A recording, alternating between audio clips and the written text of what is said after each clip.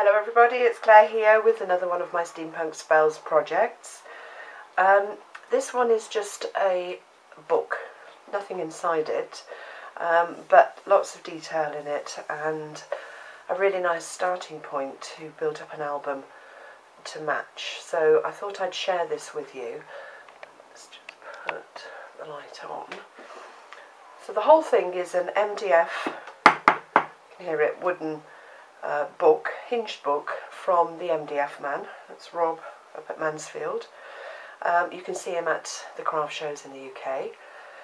And I've covered it, first of all I painted it black, and then I've covered it with the beautiful cog papers. Steampunk Spells 12x12s I've used for this one. So sanded the edges and then fitted that paper all the way around over the hinge, over the spine, and right up to where that part of the book stops. The hinges and the door plate and the ornate metal keyhole started off life this colour, you'll know if you're a Graphic 45 fan, and I've painted them all with Kaisercraft terracotta paint, and then when they were dry I just dry brushed them with black acrylic paint just to give them that aged look and to blend them in with the papers. And then I've sealed them with matte medium as well so that they don't chip, because that happens if you don't use alcohol inks on the metals. So really pleased with how that came out. And then to layer the front, let's zoom in a little bit and then you can see, oh, too far, sorry. Okay, let's move it down. It's all layered, starting with same piece of paper I used on the spine underneath.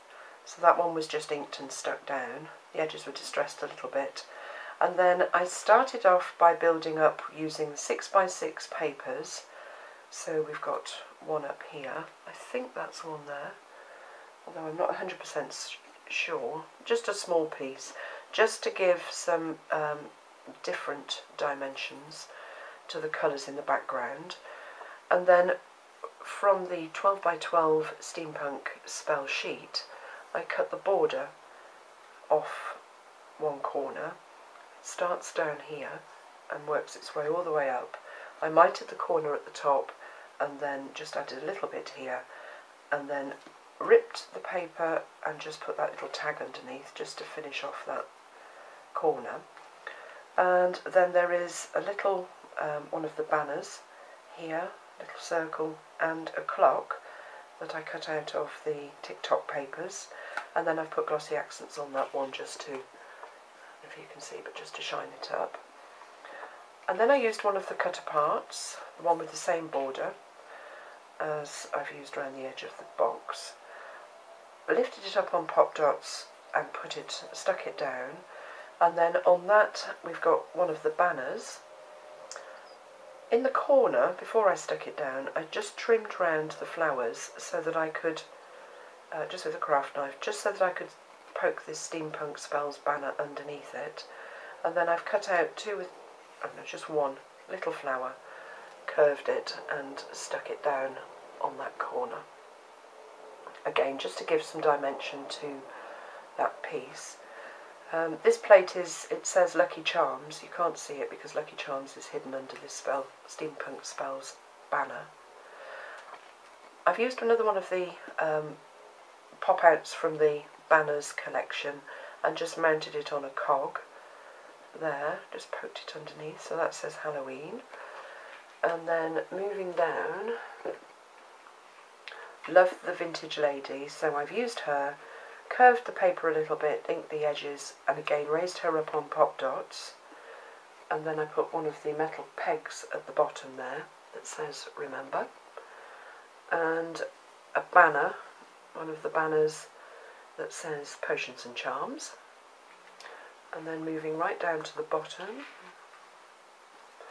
I've just finished off where that banner border finishes, another one of the tags from the banners collection, and pop-outs with another clock on.